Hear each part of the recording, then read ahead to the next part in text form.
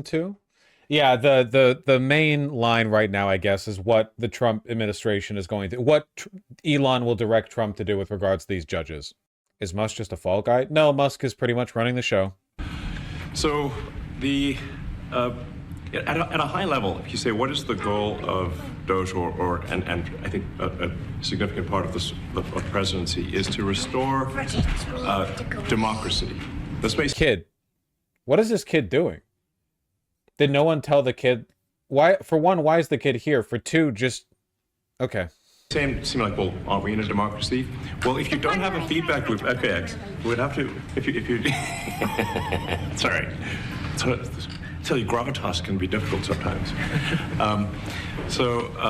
If it's not, if there's not a good feedback loop from the people to the government, how you use gravitas, and if you have rule of the bureaucrat, or if the bureaucracy is in charge, and then what meaning does democracy actually have?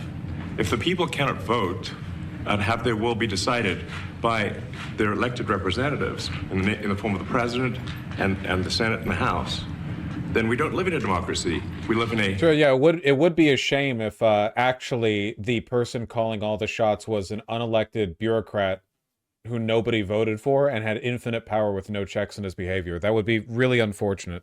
Bureaucracy. So it's incredibly important that we close that feedback loop, we fix that feedback loop, and that the public's elected representatives, the president, the House, and the Senate, decide what happens, as opposed to a large, unelected bureaucracy. This is not to say that there aren't some good... There are good people who... How profoundly weird it is to have Elon standing here like this. Like, ignore the fact that he's with his kid or whatever, but the president at the Oval Office having another person next to him just giving the opening speech on the... Like, he's so buck broken. Donald Trump, I mean. Because you know that if any of this had anything to do with him, he'd be taking credit for the initiative and explaining it.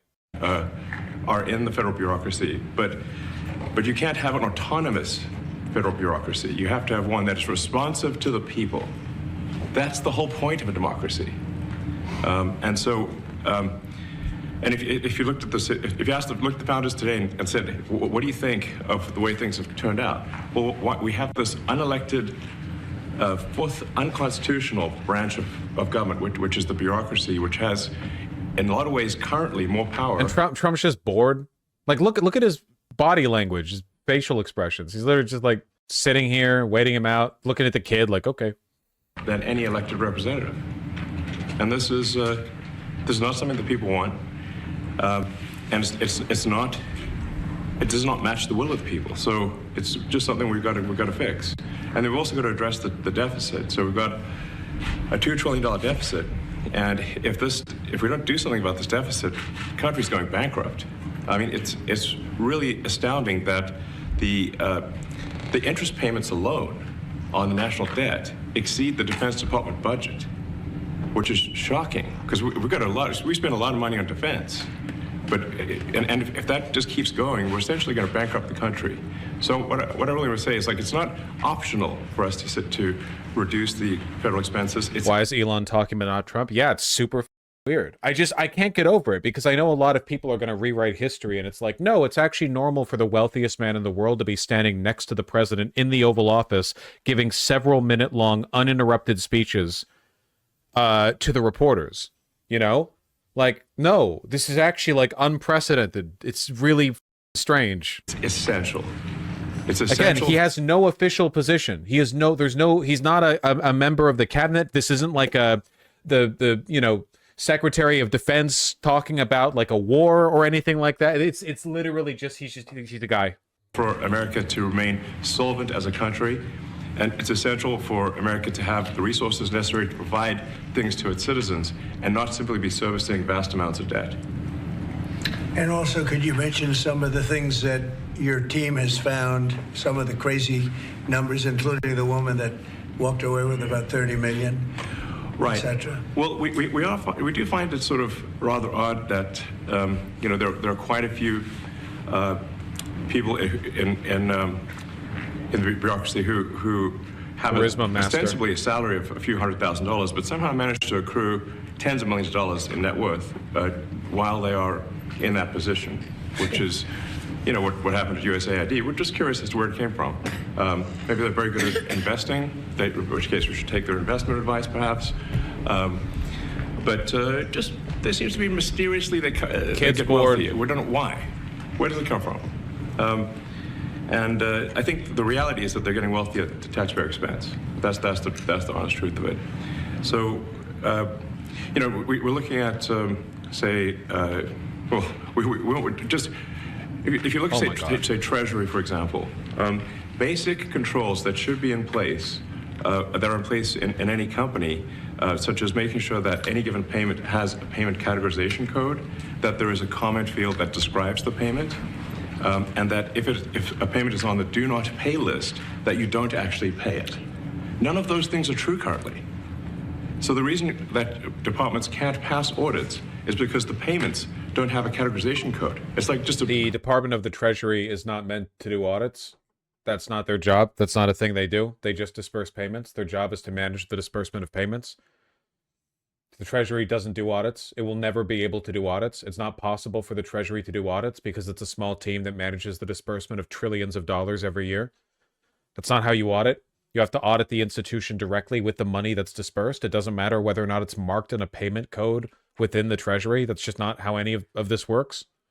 A massive number of blank checks just flying out the building. So you can't... Is there any possibility that there's any truth in what he says?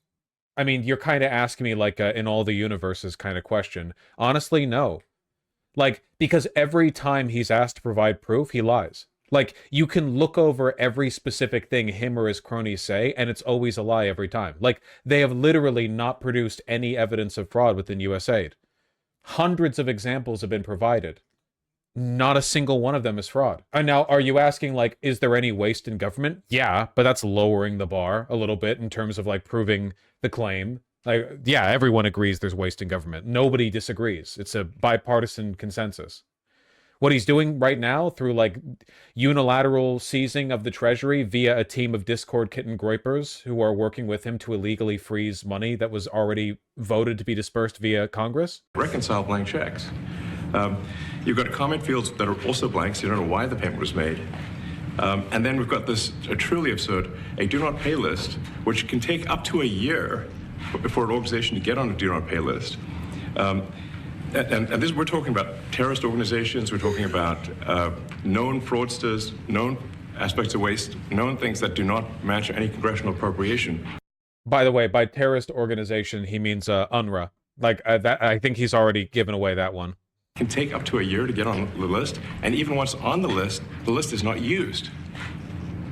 It's mind-blowing. So what we're talking about here, we're really just talking about adding common sense controls that should be present, that haven't been present. So you say, like, well, how could such a thing arise? That seems crazy. When you understand that really everything is geared towards complaint minimization. Could you imagine Donald Trump letting literally anyone else do this under any other circumstances? Like, again, Doge isn't a government agency, and even if it was, no specific thing has happened. Just a regular private citizen. So then you understand the motivations. So if people receive money, they don't complain, obviously. But if people don't receive money, they do complain. And the fraudsters complain the loudest and the fastest. So then when you understand that, then it makes sense. Oh, that's why everything just, they approve all the payments at Treasury. Because if you approve all the payments, you don't get complaints. But now we're saying that, no, actually... And yes, he's dressed like shit. We are going to complain. If money is spent badly, if your taxpayer dollars are not spent in a sensible and frugal manner, then that's not okay. Your tax dollars need to be spent wisely on things that matter to the people. I mean, these things, like, it's just common sense. It's not draconian or radical, I think. It's really just saying, let's look at each of these expenditures and say, is this actually in the best interest of the people? And if it is, it's approved. If it's not, we should think about it. So that's that again, like, even if you took everything he was saying at face value, he is proposing an unelected group of unaccountable, anonymous, like, Silicon Valley tech 19-year-olds to personally investigate and, you know, vibe check every payment that goes through a system that disperses